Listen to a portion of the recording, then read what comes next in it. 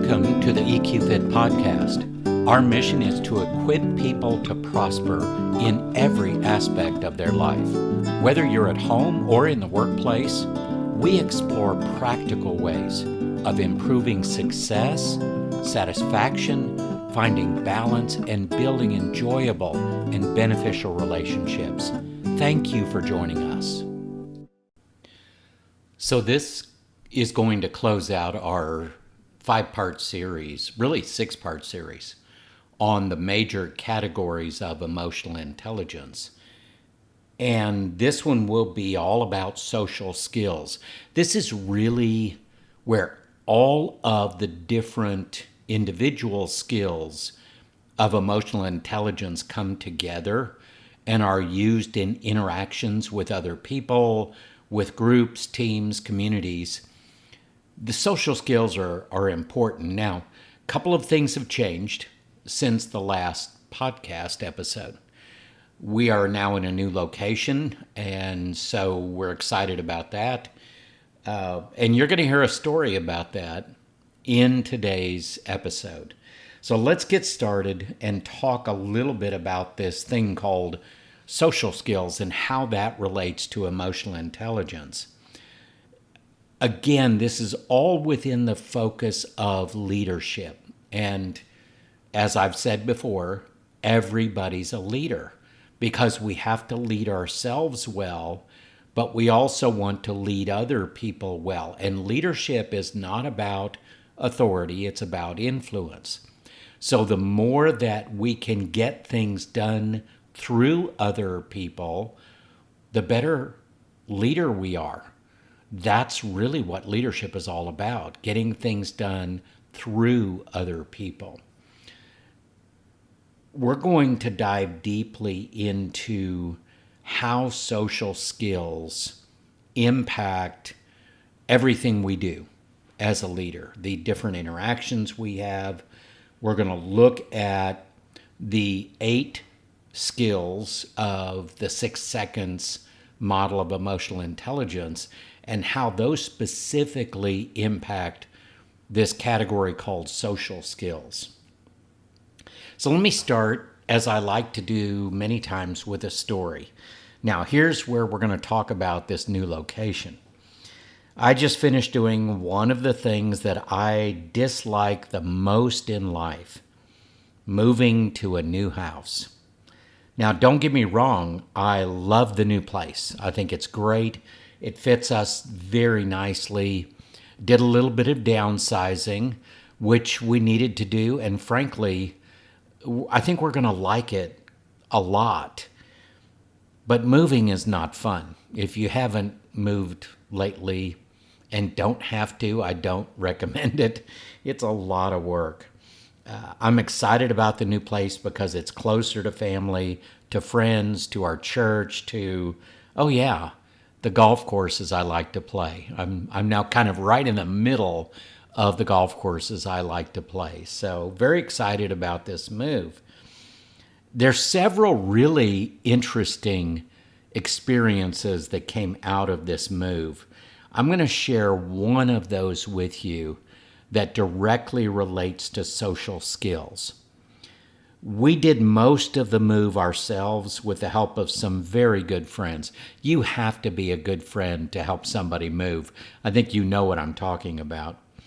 Now, the one thing we could not do was move the heavy furniture, and we have quite a bit of that, especially the antiques that came from mom and dad and our grandparents and all of that.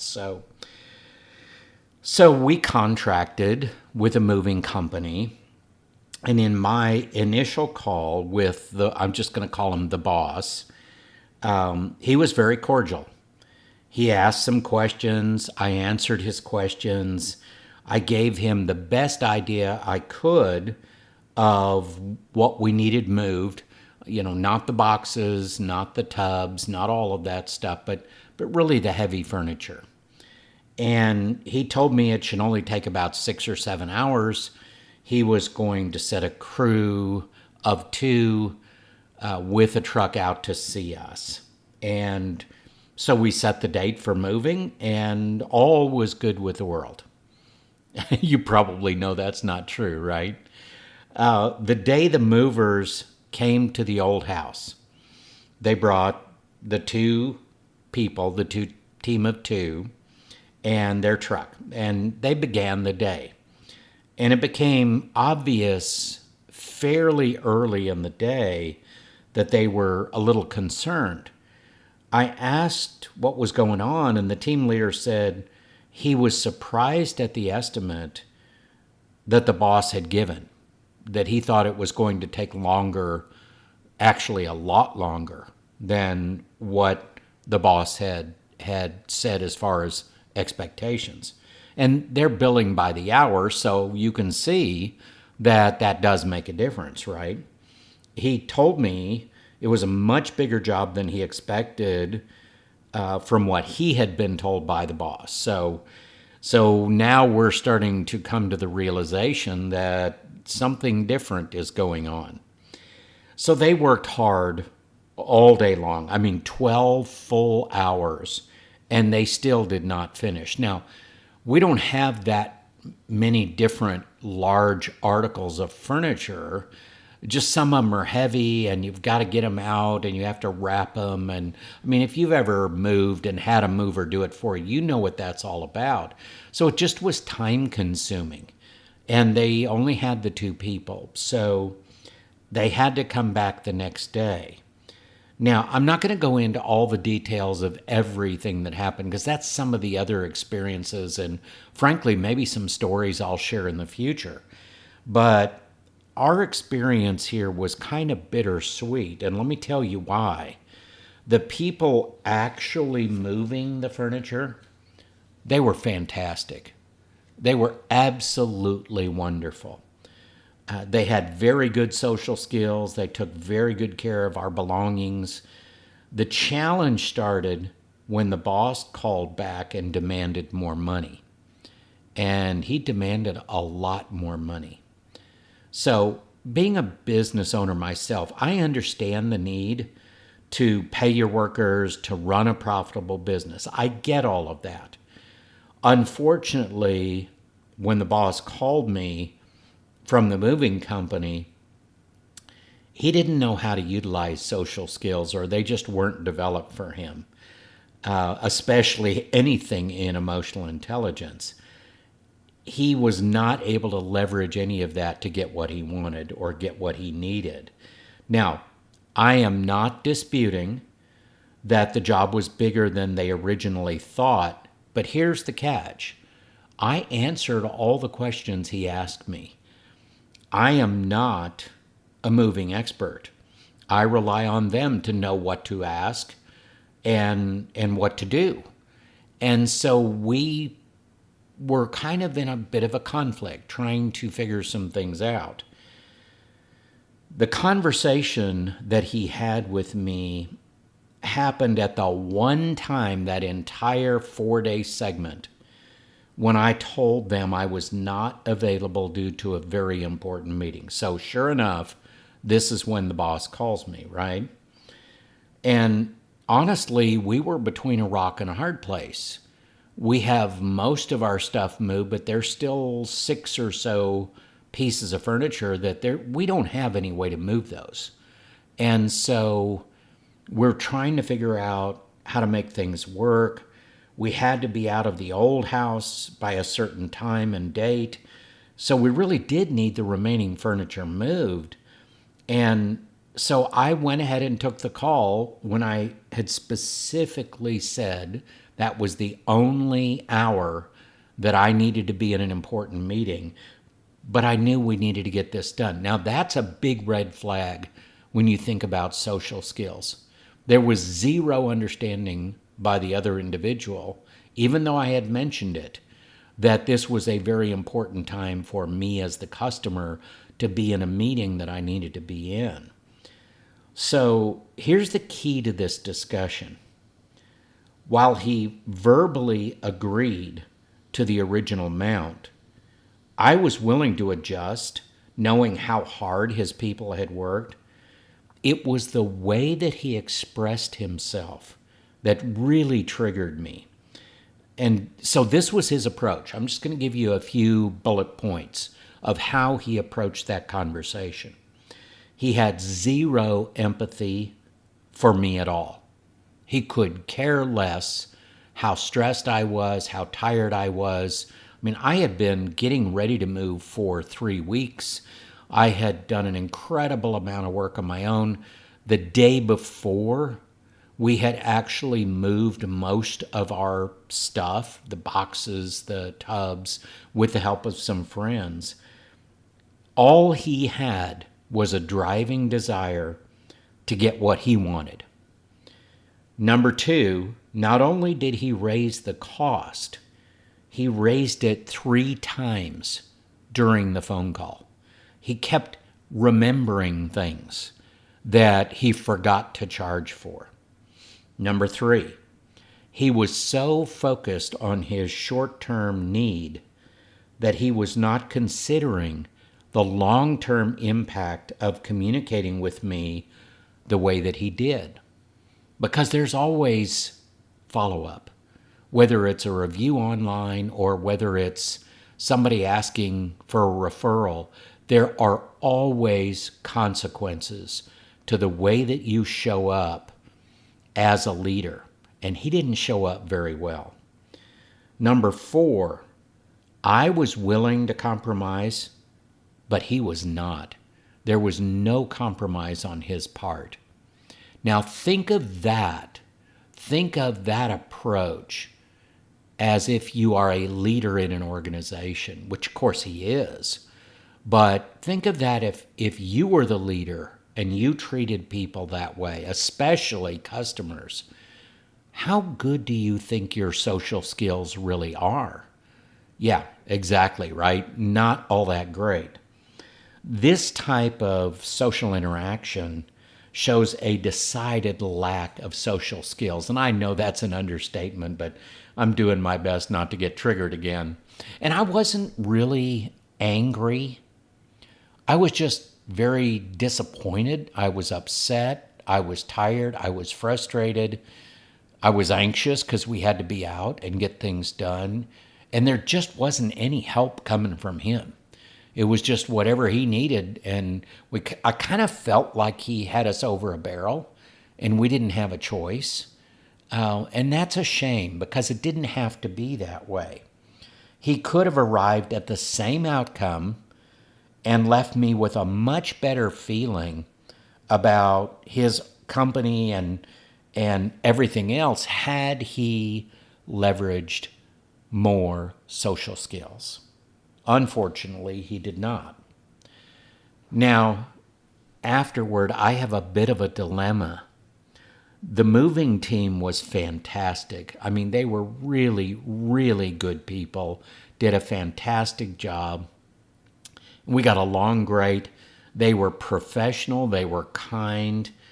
I would love to give them a glowing review, but the interaction with the boss was diametrically opposed to what I experienced with the moving team. So I don't know what I'm going to do. I may be like the silent majority here. I may just not give a review at all. If you're listening to this, feel free to comment. I would love to hear what your thoughts are. Not only do I put this out in audio version, you can go to our YouTube channel, YouTube at EQFit, and find the same podcast episode. Give me a comment. What do you think I should do? I would love to praise the moving team. They did a fantastic job. But the boss, wow, I've got a really bad taste in my mouth about that. Here's what I learned. Here's some lessons I think we can learn from all of this. Sometimes it's not what you say, but it's how you say it. You may not be the only person with a lot of stress going on. So practice empathy. In a digital age, there are still some things that need an on-site evaluation so that you can set realistic expectations. And leadership starts with a focus on other people and their needs. And then what you need comes later. Okay, let's jump into really defining social skills as a category of emotional intelligence. And then we'll talk about the value and benefit of developing social skills and how to do that. Social skills refers to the ability to manage relationships, to move people in desired directions. It encompasses effective communication, conflict resolution, teamwork, and the capacity to inspire and influence others.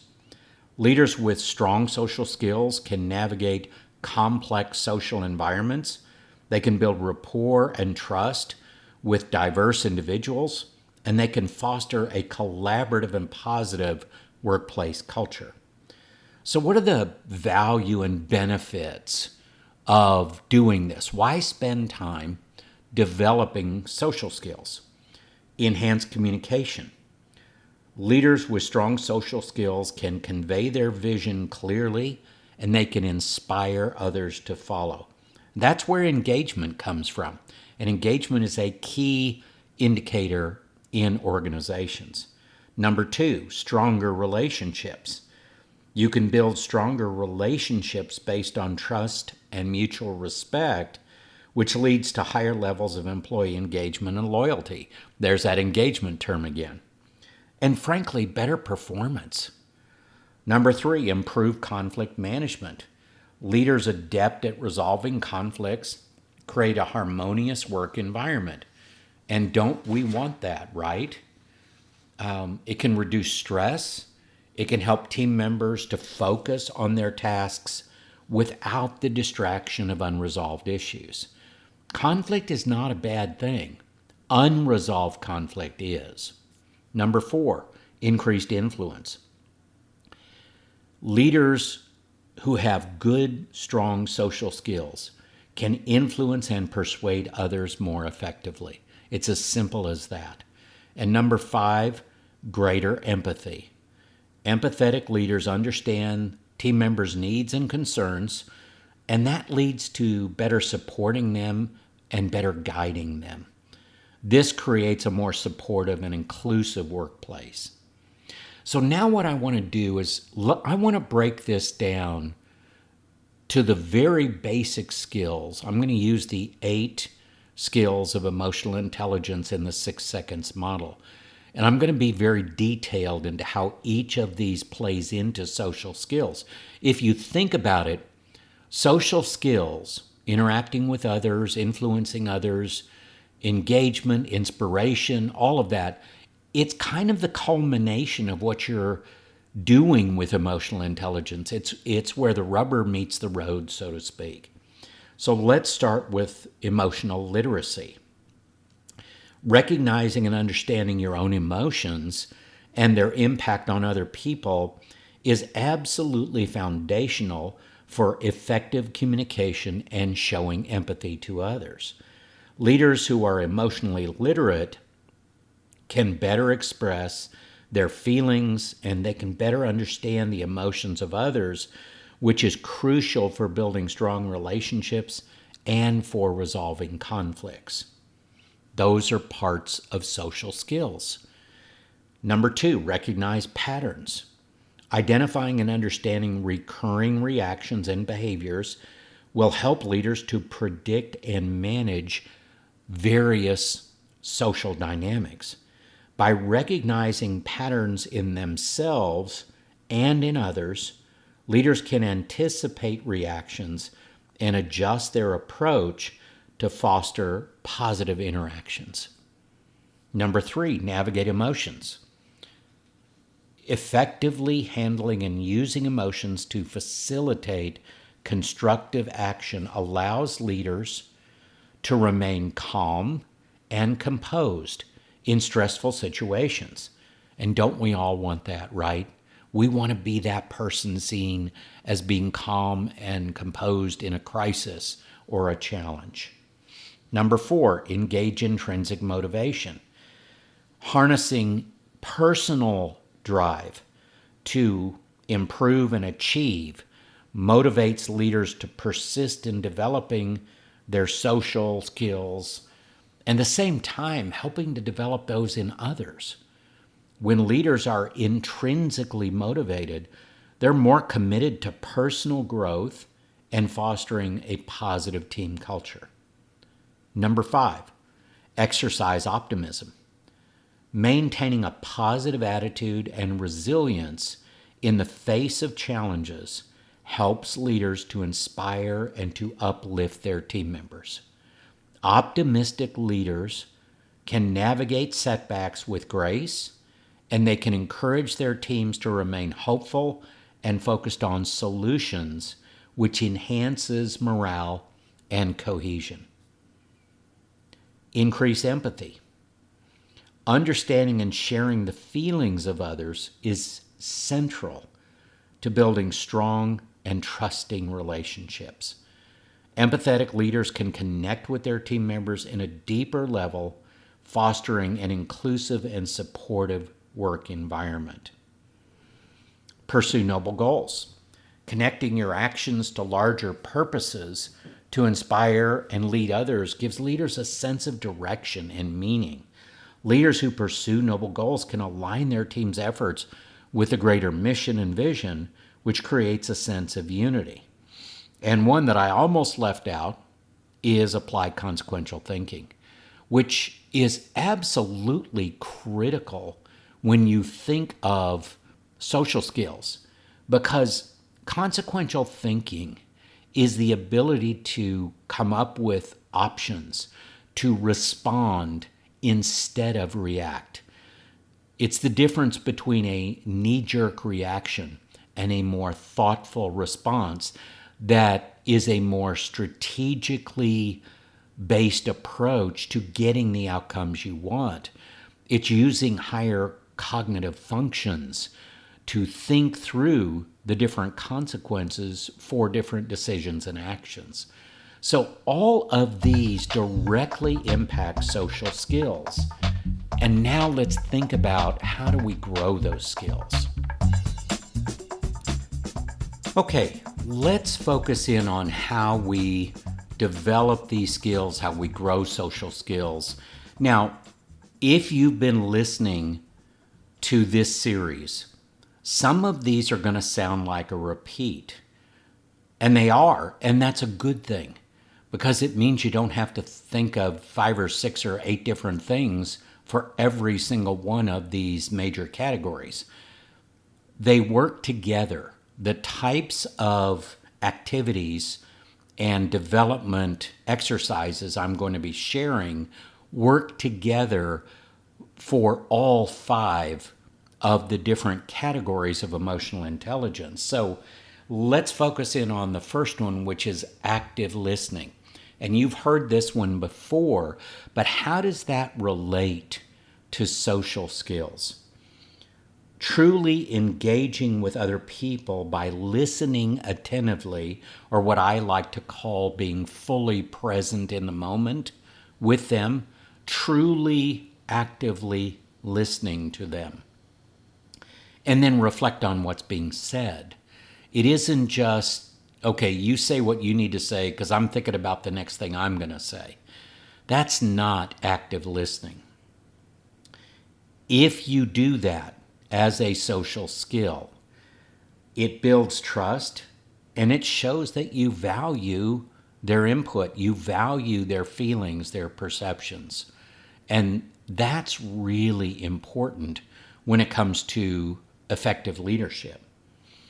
The second way to develop social skills is effective communication. Now, it makes a lot of sense, right? Social skills are all about interaction, so we need to have good communications. But what does that mean? It means to develop clear and concise communication skills. I'm going to take a little side trip with you for a minute. Different personality types will have a different way to communicate with people. So for instance, the high D, high dominance individual will be all about telling. What's the bottom line in telling people? The high I, or the high influence individual on a DISC profile, will be all about selling, trying to sell people on their ideas and highly interactive and lots of words. The high S individual is going to be about, why are we doing things? What's the why behind things? And they'll want to be patient and thoughtful and guarded and listening. And the high C, or the high compliance individual on a DISC profile, will be all about proof and process. How do we do things? And they will want data and proof. Now you can see how with different individual profiles, personality profiles, people will gravitate to a different way of communication, and they will receive communication differently. Somebody who is a high I that uses a lot of words and a lot of feelings and all of that in their communication is probably going to create some dissonance for a high D or a high C individual who wants more concise communication, more data, more facts, maybe even more bottom line approach. So we have to be thoughtful, not just about what we say and is it clear to us, but who is the receiver of what we're trying to communicate, and how can we best communicate with them? That's where this effective communication is so important. The next one to look at is conflict resolution. Now, this is an absolute critical skill in social skills. It's the ability to address and resolve conflicts constructively, and I make sure I use that word constructively, because it's really easy as a leader or a boss to say, just do it because I told you to. I mean, I think any of us who have had kids have probably said that same thing. Just do it because I said so. The reality is that doesn't get a lot of buy-in. Never did with my kids. So, and didn't with my teams either, for that matter. So the way that we resolve conflict is really important. It isn't just about getting some kind of an outcome. It's about getting the best outcome for everyone that we possibly can. And that takes some skill to do that. It involves understanding different perspectives. It's about finding common ground. And it's about working together, not in opposition, but working together towards mutually beneficial solutions. Here's another way to grow social skills: teamwork and collaboration. Fostering a collaborative environment through those 8 skills we just talked about in emotional intelligence encourages team members to share their ideas, and they work together better. And frankly, they're more innovative and they're more productive in a teamwork environment where collaboration is valued highly. Here's another way that we can develop social skills. We want to have influence with people. We want to be persuasive. So we have to develop the ability to influence others by understanding where they are, where they're coming from, what their motivations are, and then using that knowledge to guide them. Notice the word guide them towards desired outcomes. And then one that I will always state, because it's generally one that's lacking the higher up you go in an organization. And when I say lacking, I don't mean totally, but we tend to see a reduction in empathy the higher up you go in an organization. And there are some reasons for that, but the more that a leader can practice empathy by literally putting yourself in somebody else's shoes, considering their emotions, their viewpoints, their perspectives, their perceptions, this is going to strengthen relationships. People are going to be more engaged because you care about them. They perceive that as you care. And that's a big deal. And it enhances your ability to lead with compassion.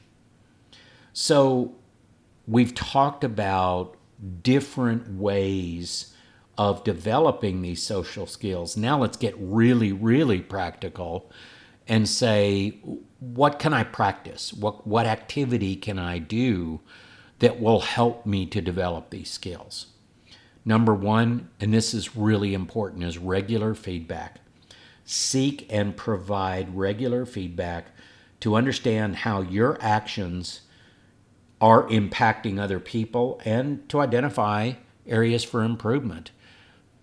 If you're asking for feedback, but you're not willing to receive anything that doesn't feel comfortable to you, just don't bother asking for feedback, because that's not real feedback.